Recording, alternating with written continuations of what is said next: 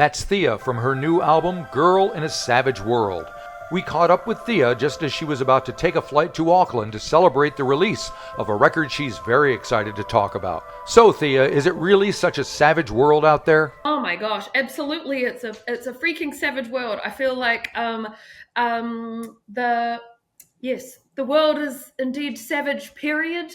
Let alone for our Indigenous folks. Okay. Um, so absolutely, and the title came from it's like a abridged version of the lyric from Pray For Me, which is I'm just a girl living in a savage world. And the Right. whole idea of that was that I wanted to sort of flip the script. Normally, the whole trope is that Indigenous folks, we are savages. And so I wanted to flip it and show, actually, no, it's the world. Right. And this world built upon greed and capitalism and colonization, that is the savage aspect. So Yes. yeah, that's the idea.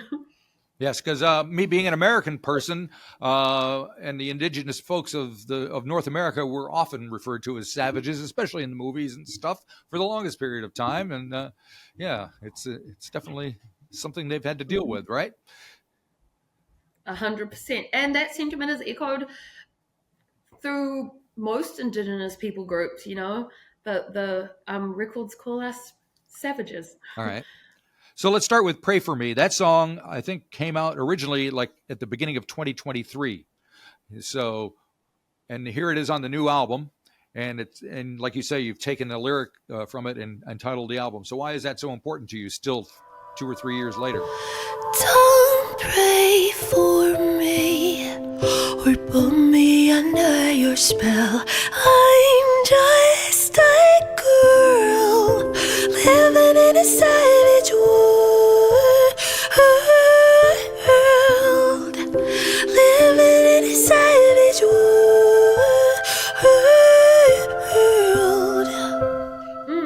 Well, I think Pray For Me is like so vulnerable and so intimate, and it was like the first ballad that I'd ever done for Theia, and the first time that I'd really ever used like a single vocal, and the first time that I'd really delved into like religious trauma that I was really holding since childhood. And it was such a like growing moment, I suppose, for like sonically for me. I just felt like I was so proud of it and really wanted to push myself to do pretty much the opposite of everything I'd done before, where it was like just organic instrumentation, just one single vocal, completely, I'd always kind of, it's not that I didn't think that I could sing, but I didn't necessarily like adore my voice as a manifestation of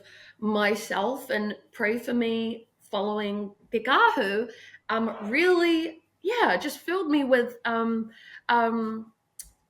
guess just a love for my voice and that expression and the way that it can just carry such deep emotion and be like the perfect manifestation, I suppose, of your pain.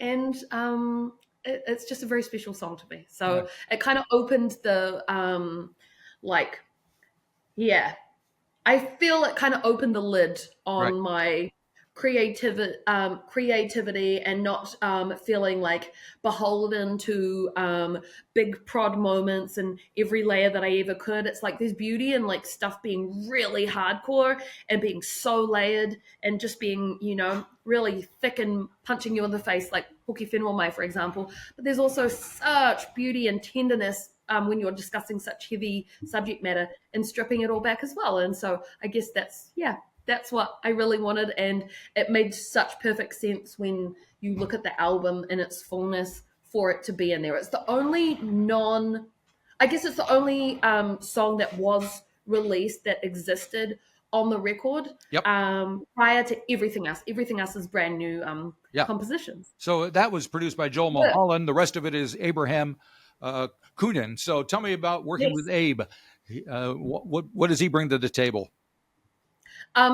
He brings a lot of grace and patience, and the fact that we first did Baldhead together, Right. and I kind of had this not like wacky, but like if I was to describe it before the song existed, it might have sounded a little peculiar, where I was like, I want to like, blend traditional Maori instrumentation with a medieval kind of palette, to, reference the fact that the folks who colonized us were actually the savage ones and the ones who were, so kind of backwards, yeah, just this whole blend of things. And so you'll hear there's taonga puoro in there from the form of a pu taratara or a conch.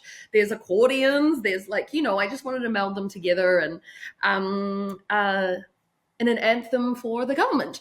And it worked out really well, and I was like, great, I'm really stoked with working with this guy. And I was able to really take a lot of agency and ownership over the sound, and was able to say, I want this, and then Abe would do it. So it kind of just made sense to continue offering him the songs that I'd written to co-produce alongside me, and it worked out really well because it just meant the whole project was like very cohesive, rather than like what I did in my pop days when I was signed to the major label, which just felt really like disconnected, but that's just largely because the pop world operates in a different way. It's like, here's a studio, we've booked you for one day, write a song, it's got to be completely finished. You got no room to develop it, no room to make any changes or whatever. Right. And therefore you've got a selection of all these songs that were done by different people that have no real cohesiveness. And so that's the blessing of this. I'm just so thrilled that and I started that in Te Kahu as well. That was like a moment where I suppose like Joel and I were working through the pandemic, and so everything was done around the same time period. Everything had like a similar combo of instruments, and that's what I was able to do with Abe on this one. So it was awesome. It's interesting because that scenario that you just mentioned about, the being on a major label and not being able to do what you want, it's not uncommon, especially, I mean, I can think of Anika Moa and Holly Smith, both kind of went through that. Have you ever discussed any of that with them or anyone else about how to maneuver through that stuff, dealing with labels and managers and people who think they know what you should sound like? Good point. No, I didn't really. I felt like I was largely in a vacuum at that time. And if it wasn't for my, managers who obviously, them, they're like real, badasses. I just think I would have just given up and, gone on to back to academia or something. Right. I was really at my wit's end being like in this label, and I was kind of the only female at the time that they had on the roster, as far as I'm aware, from New Zealand. Right. And it was just a whole situation where you're just like this young woman who's still trying to find out who she is in a machine that's run by men, and white men at that. And so it was just really full on. But I would say like, and so I was kind of also there's all those feelings about like every person and their dog wants to be signed to a major label because in their opinion it's like the epitome of, I don't know, like success and support and blah blah blah. And that's totally cool if you want to just do pop, and that's awesome. And I suppose, right, like I'm just stereotyping, but like non-confrontational songs that are really palatable to the masses, blah blah blah. But that just I was just scratching to be able to do effectively what I'm doing now, and not be like beholden to genre and everything like that. So I would say at the time I was pretty much really traumatized and just really struggling with everything. Like also like the success of my first song, I was unprecedented. I was not expecting that. I never even performed before, and I just felt like, oh gosh, it was like one of those things where you should be grateful, but it felt like a whirlwind at the time. But I'm grateful for the fact that it kind of got me in front of a lot of folks, and then I went the opposite direction and went completely indie. So, I'm grateful, but my goodness, it was difficult. But eventually I did start, talking about it quite candidly, as I suppose I don't know, I guess I just got stronger and embraced the beauty of being completely indie, and was like finally able to feel like my true voice was out there and blah blah blah. So yeah, I do remember like a good moment was a couple of years back. It would have been 2023, Yep. and I remember it because that was when I'd just done bald head, but I'd also like broken my foot during my residency at Massey, and so I kind of limped into APRA, and Right. it was for a Women's Day panel, and it was really really fab, and I loved that, and it was a great opportunity to be able to speak candidly to a lot of women who were in the industry and who were there about those kind of struggles and the difference between like the alt scene and the Yeah. mainstream, and you know the pros and the cons and whatever. So I feel like now, yes, I talk about it very candidly like I am with you, Yep. but at the time I just felt almost like, yeah, just a whole lot of just fear and like, am I doing the right thing leaving this huge machine, and Yeah. you Yeah. know, blah blah blah. So you mentioned 2023. I think you opened for back in 20 at the power station. You opened for Peaches, and I Yes. spoke to you briefly at the bar then, if I remember correctly. And Yes. it was quite a show. But I'm wondering if opening for artists like that and other people who might have opinions that are fairly outspoken has affected you in any way. Have you had a chance to kind of compare notes or inspire each other?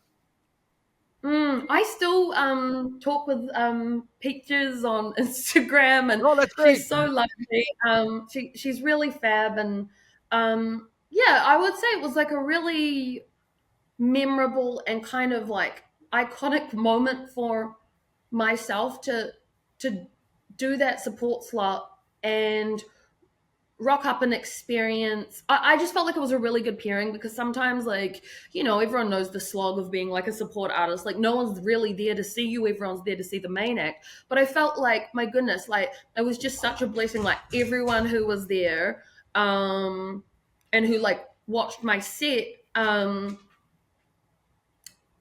like really engaged. And I remember looking out and being like, oh my gosh, people are really listening, they're really like understanding the message, and this is so fabulous. And even I think like even last year, like I can't remember, I think I was at St. Luke's and I was at the movies or something, and like a couple stopped me and said, oh my gosh, we still talk about your set at Yeah, the, you know, at the power station. And I was like, holy shit, that's really cool. So that is cool. yes, it was fabulous, I think, for me to be able to open for her, but also just to like experience her live show and to see a woman in her 50s, you know, wearing whatever she wants, acting how she wants, crawling through a giant inflatable dick As you do. over the Yep. audience, Yep. as one does. It was just really cool. I think she's a really like enigmatic, phenomenal artist who is like just as relevant now because of her speaking out about, you know, sexism, misogyny, Right. and it's so refreshing. So yeah, it's definitely like probably my favorite opening slot Okay, good. ever, except for Frazee Ford. Oh, Frazee Ford, she's been. She came up and played at my place once. She's lovely. Yes, I know. I've seen that video. That's awesome. Now, you also, speaking of, let's segue into talking about Jolie Holland, because she's on the record. Yes, So how'd that my happen? queen. My sister's hands in mine. What can you? It's kind of got an English Yes. folk vibe to it, which is different than the rest of the record. The people stand in lines. They're fleeing now in droves. And if I'm to be taken away for speaking truth, I'm willing to pay. I went for kind of I mean, I feel like there's like that medieval kind of nod throughout, but I've called it from the beginning a doomsday ditty, because if you read the lyrics, obviously it like speaks to, you know, the troubles and the burdens of this time, and, you know, the imminent wars and what have you, but also about how like this is, you know, it's like more of a time than ever where you need to figure out where you stand and which side you're going to stand on, and whether you're willing to pay the consequences and whatnot. And I have been had a beautiful friendship with Jolie for a couple of years now, and you know, stayed at her house, looked after her adorable dog, which you might have seen in some of my videos. And we've just been a fan of each other's art. And I guess if I had a list of, someone in America who I was to work with, like it definitely would be her. And so I kind of thought, well, it's my debut record. It would be so special to have like one feature on there and someone who I really love. And so I wrote the song with her in mind because there was a book that she had on her bookshelf that was My Sister's Hand and Mine, and written by it's kind of a well-respected lesbian author, and it's like a collection of short stories about queerness and such. And I thought, oh, what a beautiful sentiment. I didn't read the book, but I liked the title. And then I wrote it, and then I pitched it to Jolie, and immediately, obviously, she said yes. And so we kind of but she was on tour, and I was in her house looking after it, and then I was elsewhere, and blah blah blah. So we managed to I just recorded. I bought a mic for myself when I was in Seattle earlier this year. And around 3 or 4 of the tracks on the record I've just recorded myself at home. And so I kind of did my vocal and then sent it off to her, and then she recorded her sessions and sent them back, and then I sent them to Abe to input in, and then we worked on the mixing, and it was so wonderful. And yeah, it's just been a blessing. It was really, really special to work together. I just adore her. I love that she's so straightforward with forthcoming with what she stands for. She's got such a heart for politics, for justice, for all of the good things that I also feel. And yeah, so it worked out great. I was I just want it to be the initial thing was when I was I'd come up with the melody. I went to the studio with Abe. I said, okay, I'm going to sing the melody. I just want just pull up a synth violin and make the violin emulate and go hand in hand with my vocal. And so he laid that down, and then later it got replaced with a real violin and such. And it was just such a great process. The idea was it would just focus on the vocals, and the instrumentation would just be a nice bed, right. And it would feel kind of whimsical and dark and mournful and medieval at the same time. Very cool, very cool. So that's interesting because a lot of people, when I first started listening to this record, I was like, oh, it's not a dance record. There's that's definitely not what it is. And I read what you kind of written about, or the blurb that I got. So I'm wondering what you want people to get out of the record, why you want them to listen to it, what you hope that they are, if they're changed after, or what's going to happen to them after they listen to these 10 songs. Well, I guess I hope that, if you're Indigenous and you're listening, then you'll feel seen. And because though our struggles in the colonial history in New Zealand is it varies tribe to tribe, the effects, the heaviness, the trauma, but it's still the same kind of feelings and the sense of loss and the strength of revitalization that is seen throughout the world. And so I hope that folks who listen who are from our communities can feel oh my gosh, I really resonate with this, the pain and the hope. And then I hope that if folks who are Pākehā or non-Māori or non-Indigenous that listen, and they are more open-minded and more liberal and wanting to be allies, that they can listen and sit in the discomfort if there is some discomfort, and learn. And maybe some of the songs will make them go, oh, well, do a little research. And then, of course, there's the third party, which is those who do get triggered, and it does bring an influx of outbursts of racism and misogyny and all those things. I see that a lot online. It's just that response. And I've seen it since when I wrote and released Not Your Princess, it was like, the grumpy men who are like, you don't tell me that you're not my princess or whatever, blah, blah, blah.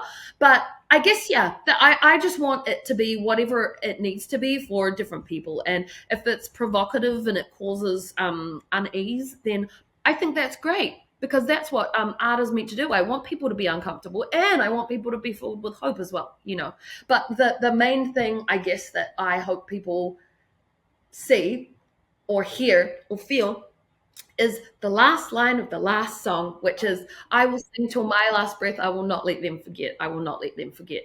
And yeah, that's kind of how I feel. I'm just in a very defiant and no punches held back place in my life, where I'm like, there's nothing left to lose. I've done the pop thing, I wasn't really much into it, I've done all of these other things, and now I'm like, there was a moment where I thought this may be like my first LP and my last LP. We'll just see, because the business is really tough, and but I feel like this is my offering that speaks to everything I would hope that I would be able to put subject-wise and sonically, and that I've really worked so hard to make this world where there are really like songs that like grab you around the neck, and then there's like also songs that still do the same lyrically, but that you may like second guess, because to the ear they sound very ethereal and peaceful. Yep. Okay. All right. So you mentioned the last track, which is called "I Picked a Flower from the Grave," and it sounds to me like it's a cappella. I didn't hear any other instrumentation. Tell me a little bit more about how you came to make it like that, and what it was like when you were actually recording that and singing it. I assume in front of Abraham and probably nobody else. That one I actually recorded over here in Los Angeles with my friend Kyle Burzel, who's a really fabulous producer and live engineer. He did just this year, he did sound for Chapel Roan. So he's very, very good, and he's such a nerd. I love working with him. But I'd written the song. I'd started writing it when I was in residency at Massey, and then last year, whilst I was in Los Angeles, I like completely finished it, and it was really like recalling the specific examples of, I guess, abuse and misconduct in my family towards, like my grandmother and then her mother, but then also just like some wider examples that folks don't really know about, such as, the Parihaka followers being tethered to horses and dragged around the fields, and there's just so many atrocities. And so anyways, I wanted to deliver that in an a cappella format, because one, that's like our traditional songwriting style, more teatea or ori ori or karanga, and two, I did that obviously like by utilizing karanga and ngeri and things like that in my earlier work, like Te Kahu. But thirdly, I thought, well, it's like it's not like it's 30 seconds, like it's like nearly a 4-minute song, I think. Like it's a fully fledged song, and I loved the idea initially of it being almost like a secret track, like what Alanis had done before. But then also I was like, no, like it's so moving and beautiful. When I played it to folks, older folks, they begin to weep, and it was just very moving, because I found it painful to record, but it is what it is. And the title came from the fact that whenever I'm back home, I want to go visit and be close to my supina, my ancestors. And so I go up to Taupiri, our sacred mountain, and I sit on the grave of my great grandmother, Nani Mite, and pick flowers and feel her energy and talk to her and play her my songs that I've been working on and things like that. And yeah, I guess it came to be a cappella because I was listening to like Tiny Grief Song by Sinead O'Connor, Behind the Wall by Tracy Chapman. And I was like, wow, like this is so cool. It kind of gave me the permission to be like, I'm going to do it. It could have production. We did actually try it with production behind it, but I was like, no, it's not the vibe. Maybe there'll be an alt version with violins and stuff, but I want people to be confronted and to hear the brutality of the actions, but sung in such like a mournful lullaby way. And now, when you come and you're going to perform some of these songs in concert, what are they? I'm interested and curious as to how you're going to either replicate them or transform them into something else for the live audience. Oh yeah. Well, I think they'll have different iterations. Like I'm really excited to be doing an in-store at Flying Out where I'll have, like my full band, so to speak. And then I will be working towards the biggest possible setup that I can do within my budget, my humble budget, for my live shows and the debut record tour, which is going to be next year. But then also I'm doing, a couple of things like some live sessions for radio and such where it'll just be either me a cappella or me with, just one guitarist or two. So that's been the cool thing, is that I feel like if, you experience the set with like all of the tracks and all of the big BVs, that's like really cool and energizing and quite cinematic, if you will. But then also at the same time, it's really beautiful, sort of like what, I learned to do with Te Kahu, which is just having everything pulled back as well so that you really focus on the melody and the lyricism. If you enjoyed this episode of the 13th Floor's Music Talk series, please be sure to subscribe to the website or to the YouTube channel. Follow us on Facebook or Instagram and wherever you find your podcasts. There's a whole lot more to discover.